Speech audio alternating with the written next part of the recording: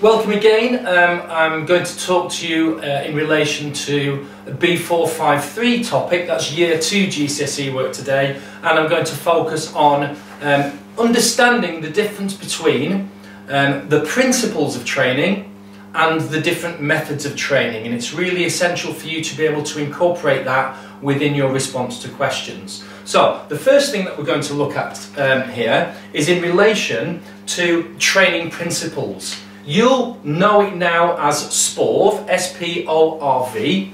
So when you are preparing a performer and implementing a training program, it is really essential that you work to the principles of training. We're going to start with the S for SPORV. S relates to specificity, and that means that when we put into place a training regime for a performer or even for yourself, it's essential that it's specific to your needs. So as a real extreme example of this, somebody who is doing continuous training, marathon running, they would obviously be training their cardiovascular endurance and be working aerobically. So it wouldn't necessarily be essential for a sprinter to use this method of training. A sprinter would use short bursts of energy, interval training, in order to make the training specific to that performer. Similarly, if you wanted to develop your explosive leg strength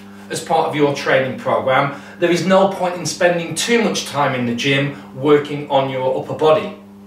Progression relates to gradually developing over time.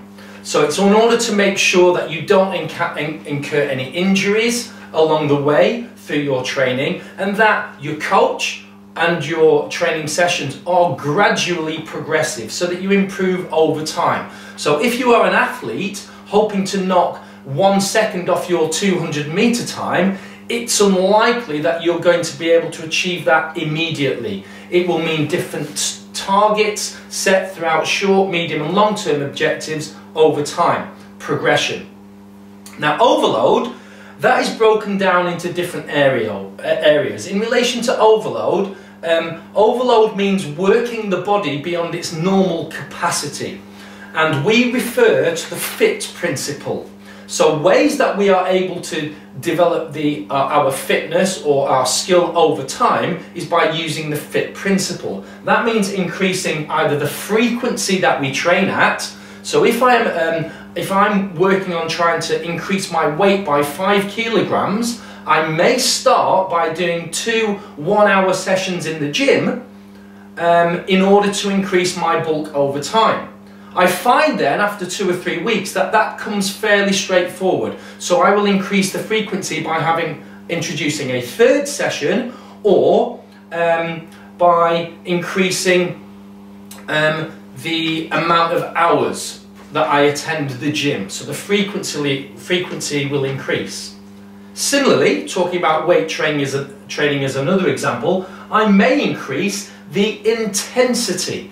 And that means rather than working at a 40 kilogram weight, if I'm doing the bicep curl, I may gradually increase the intensity, so it's going to 45 repetitions of 8 rather than 40 kg repetitions of 8 from week to week.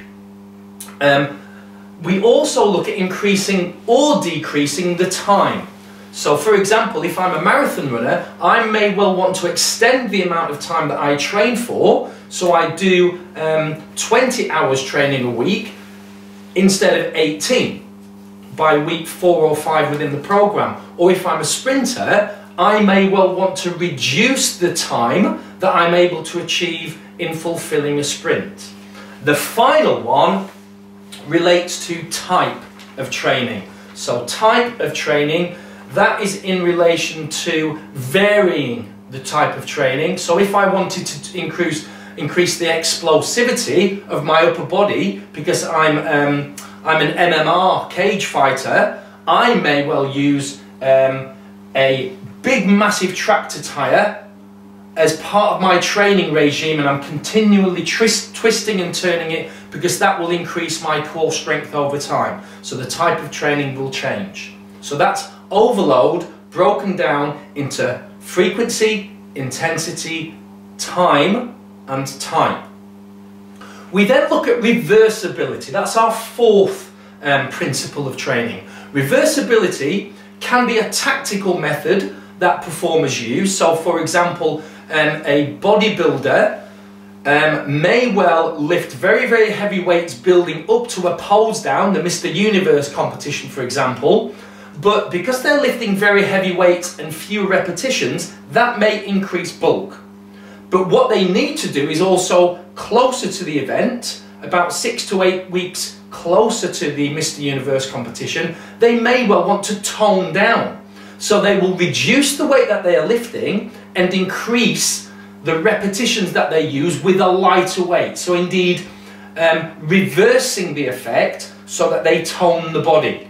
Reversibility also occurs if a performer encounters an injury and their leg is in plaster. So whilst one leg is developing, my left leg, which is the uninjured leg, that increases in hypertrophy because it's supporting all my weight, whereas my right leg, which is in plaster, that may reduce its musculature and that will atrophy, it will become weaker and therefore thinner. We now move on to the final one, V. V, for the principles of training, relate to variance. Variance means ensuring that the performer enjoys training from week to week. So by doing repetitive swimming week to week, the performer may become bored and demotivated, but by varying it slightly and incorporating other different methods of training, that may well ensure that there are high levels of enjoyment as far as the performer is concerned. So in relation to SPORV, these are the principles, these are the things that we would use when we are trying to ensure that the performer follows in an effective training program.